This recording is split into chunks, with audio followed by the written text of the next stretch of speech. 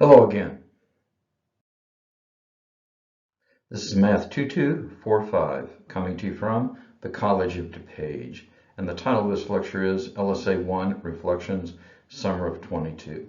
As always, please be attentive while watching this video.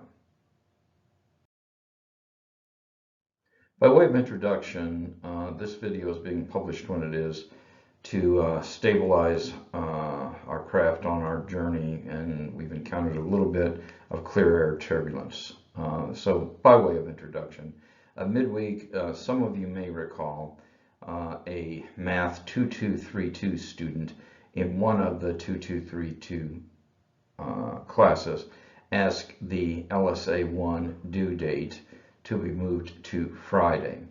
And since we were almost at Friday, and in fairness to not just that student, but all students, that meant we had to move it to Friday, June 24th for both Math 2232 classes. I did this to accommodate a student's request. Now, unfortunately and inadvertently, this due date adjustment propagated to Math 2245 for their LSA 1. And there was substantial confusion, and I'm referring to this as turbulence. So this note will establish stability after this unanticipated clear air turbulence. I'm going to post the solution to LSA 1s for all three classes, and the students will get credit for this so no one gets hurt.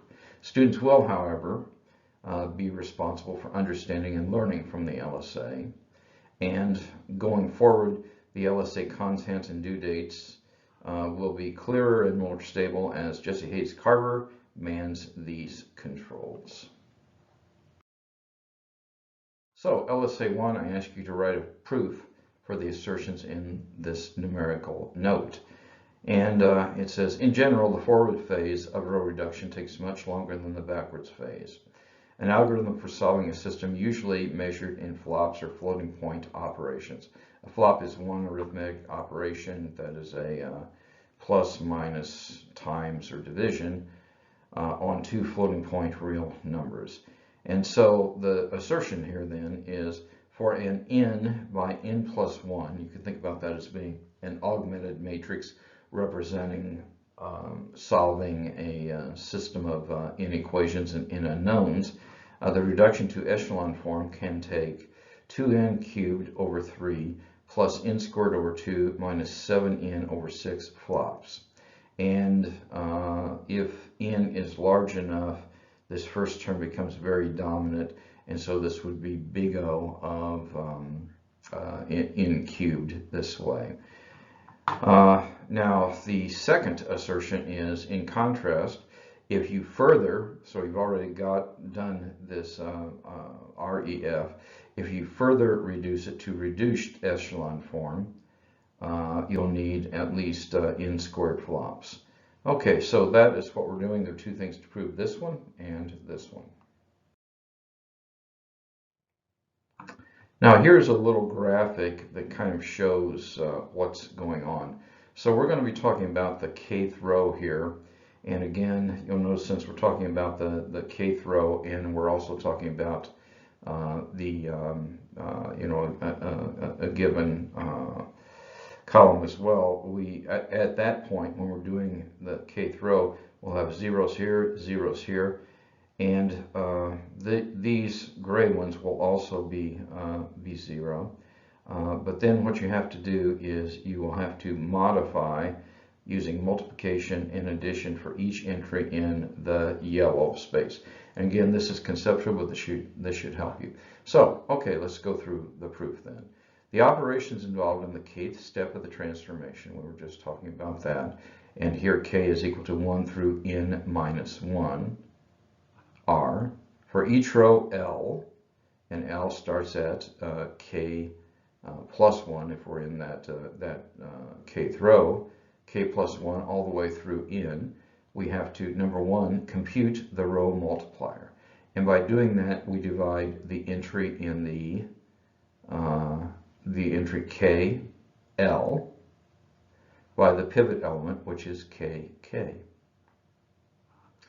And then we have to update the column entries k plus 1 all the way through n plus 1 of the lth, this is L up here, row.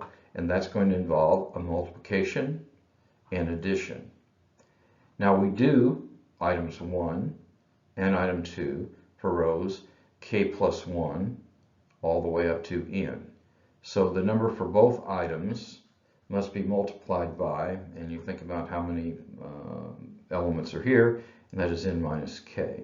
So this gives the number of flops at step k to be, we have 1 plus 2 times n minus k plus 1. And if you do the algebra and collect terms, so you multiply all these things together, and you notice that 1, and this is going to be plus 2. So if you multiply all this stuff out and simplify, you get that this is 2k squared minus 4n plus 3 all times k plus a constant n times 2n plus 3. So this is the number of flops at step k. But k goes from 1 to n minus 1. So you have to sum this from 1 to n minus 1, this expression. Now, what happens is we're using some well-known formulas here for the summation.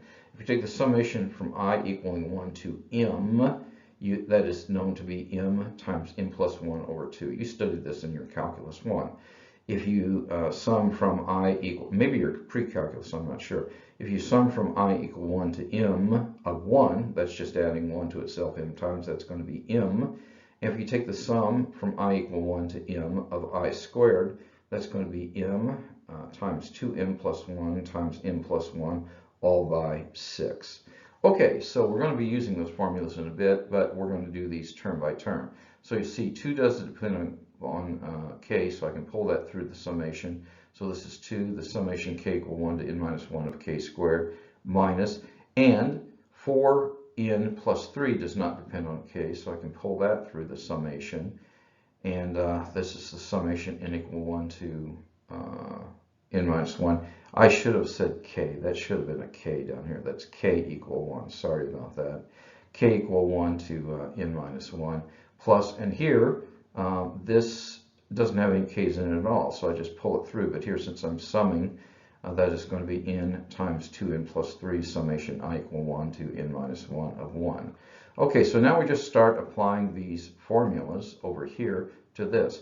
So this is 2 times the summation of the k squareds, which is going to be this. This is going to be 4n plus 3 times the summation of k's, which is going to be this. And this is n times 2n plus 3 times, and you sum that, and you get n minus 1. So we'll continue our calculation on the following page. Okay, so we just work through the summation here, and we do some simplification and collection of like terms. So you see here I've got a 2/3 n cubed. Here I have minus 2n cubed, and here I have 2n cubed. So when I get the n cubes together, these 2's and minus 2's cancel out. So that is 2/3 n cubed. Now over here I start talking about the n squared. So here I have minus 1 n squared. Here I have a minus, that's a plus 1/2. But over here I have 1, and so the 1 and minus 1 cancel out, and that is 1/2 n squared. And finally I have to look at the n terms. So this is n over 3, this is plus 3 over 2, minus, gives you plus 3 over 2, and that's minus 3n. So I do that, and I do the calculations, and I get what I ask you to prove. This is 2/3 n cubed plus 1/2 n squared minus 7 over 6 n. So this is quodlicet demonstratum, meaning the proof is over. And this is the proof of the first part. But now we have to prove that the remaining calculations to get this into final form are n squared. Now, so what we're trying to do is we're trying to make us have all these 1's along here. So again, the steps involved at the kth step of going from here to here, or k equal, and this is n minus 1 up there, and I could have written this differently, but these are values that you have of k. So what we're going to do then is we have to normalize the entry kk. That means we're changing it to 1. This involves only one division in the entry k, comma, n minus 1, since entry kk becomes 1 and all the other entries in the kth row are 0.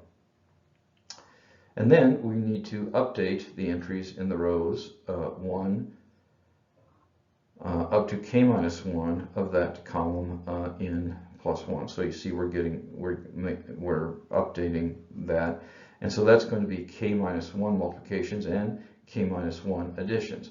Now that's k minus 1, and k minus 1 is 2 times k minus 1 added to the 1. So for the kth step, we have 1 plus 2 times k minus 1.